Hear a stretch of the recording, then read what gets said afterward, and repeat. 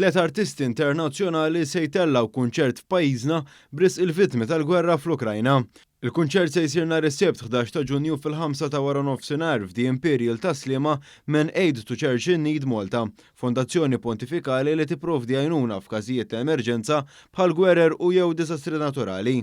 Dan l-istazzjon tkellem mal-mezzo-sopran u patruna tal-Autism Unlimited Sophia Grech, waħda mit-tliet artisti li se jtellaw dan il-kunċert. We're going to be doing a programme of various pieces, classical and some semi-classical.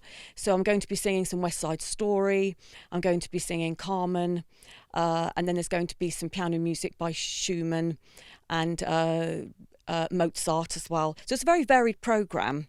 Flimkien ma' Sophia se jkun hemm il-pjanista Ukrena Svetlana Reder u l-pjanista Pollakka Julia Miller. Bil-fondi li jinġabru se jinxtraw mediċini u ikel għal persuni milquta mill-gwerra fl-Ukrajna. Sophia Grech għaltinna li fl-2015 saret taf li għandha l-Autismu, iżda dan ma waqqafix milli tkompli bil-karriera mużikali tagħha, anzi qed tara li bil-mużika tkompli tqajjem aktar għarfien.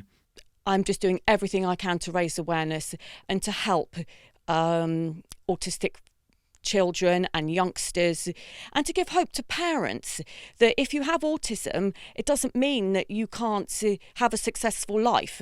Il-kunċert huwa bla ħlas iżda d-donazzjonijiet miġbura se jipprovdu għal din il-kawża nobbli.